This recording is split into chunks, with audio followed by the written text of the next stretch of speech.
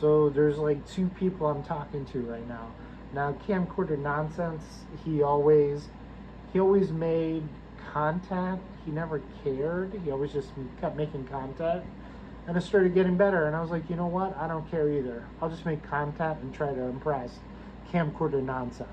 Now we have KP. KP actually, yo, what's up, KP? You actually want to hear the story?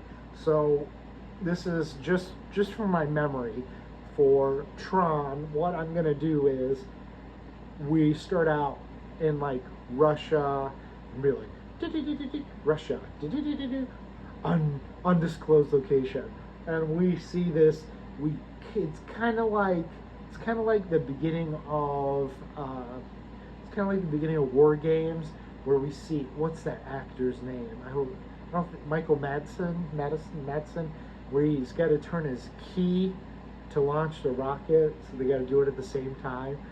So it's kind of like that. You're going down into like this laboratory, and you see Edward Dillinger working, but he's kind of like chained up.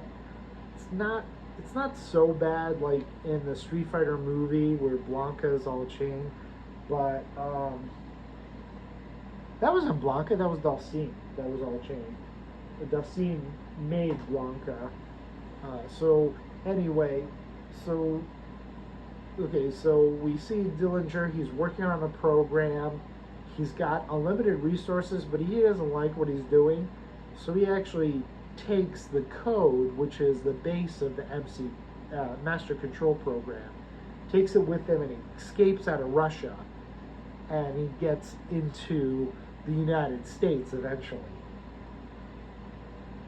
Now we got Kevin Flynn. Kevin Flynn is working at NCOM, and he's wet behind the ears. But what he starts doing is he starts coming in late at night, setting aside a memory for him, so he can start doing programs like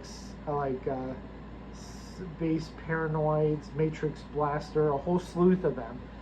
And what he doesn't know is that there's someone else in this computer lab that he's going to at night, and it's going to be Laura Yori, played by Cindy Morgan. So she finds Flynn in the labs, and she's intrigued, but what she's considering sexy, mysterious, is actually naivety and inexperience. But so she keeps trying to take. Well, I think I have it. She's trying to get Flynn on a date, and Flynn's acting standoffish, like in Dead Alive. You go to a zoo? No. Lionel's like, no. It's, would you like to go to the zoo? Yes, please. Oh, okay. So it's gonna be kind of like that, cute romance. Now, all of a sudden, this new guy shows up. So we'll see him in the cafeteria. We'll see Kevin Flynn being kind of seeing Alan Bradley. Alan Bradley's new, but this new guy shows up, and nobody knows much about him. They just know he must be very good with computers. Now, what this guy is doing is he's trying to make AI work for him so he can run the world. But he doesn't realize this AI is going to blackmail him. Basically, he's creating Skynet, but he calls it the Master Control Program. So what happens is Flynn keeps coming in at night. Well, he actually ends up finding the Master Control Program and working against him. Kind of like War Games, where would you like to play a game? And this video is getting too long if I say and again. But Samuel Jackson's gonna bust down my door with the pistol. So what happens is now we got Laura and Flynn, then we got Al, and working against him.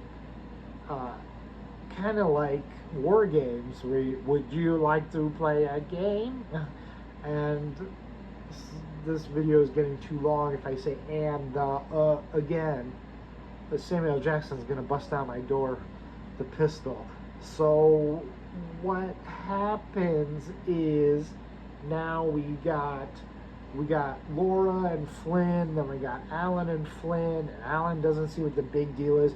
We got Dillinger with the AI program, MCP, and so what happens is Flynn goes to find out what's up with this new Dillinger guy. So he goes up and he looks at he actually pulls up the server. I mean, he could actually physically go to he could actually physically break into the HR office and break open the file and see what's there for Dillinger.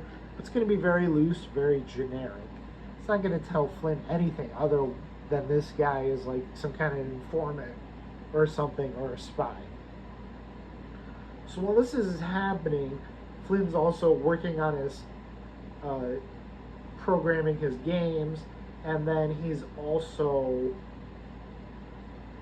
working on his relationship with Laura.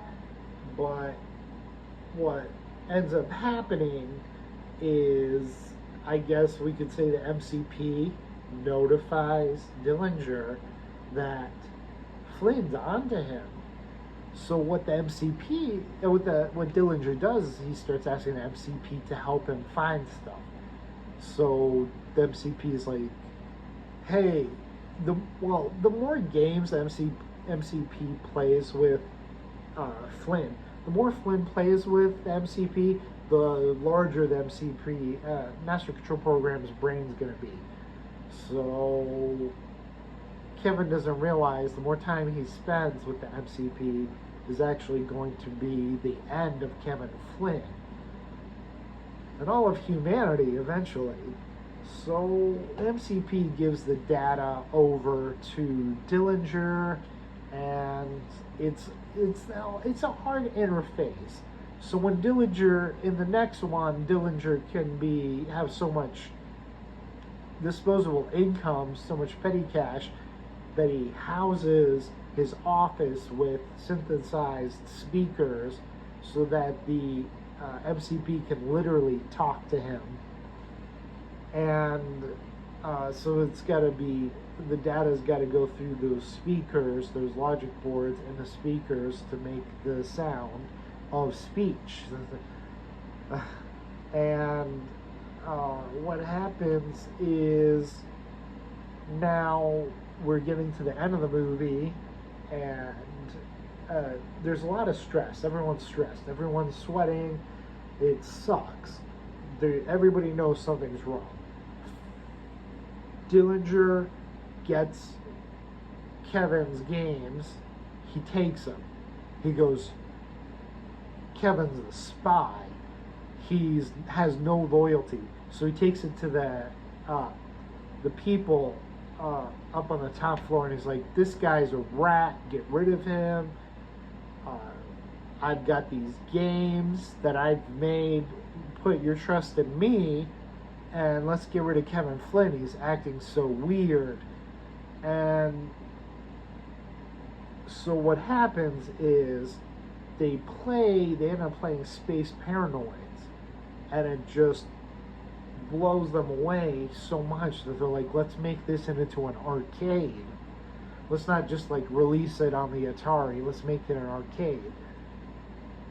And so what happens is Flynn, I'm sure Walter, Bernard Hughes, Grandpa from the Lost Boys, he can't stand all the GD vamps, and then so what, I don't want to do like spoilers or anything. So what happens is Flynn talks to Walter, and Walter's like, you gotta go, this isn't cool. But he's like, I can't just let you go. Here's some payment, here's some royalties. And so Kevin takes that money and he purchases an arcade. He purchases a building, turns it into an arcade, and he gets a better computer. Now, Kevin gets the computer so he can start hacking. What happens is, now we're at the end, Laura's kind of like screaming at Kevin Flynn. He's not paying attention. He's just hacking away at the keyboard. Click, click, click, zoop. And Laura just can't stand it, and she just stops coming over because Flynn's upset. He's either playing video games in the arcade or he's hacking, trying to find where trying to find where Dillinger hid the files. So, and then that is my Tron prequel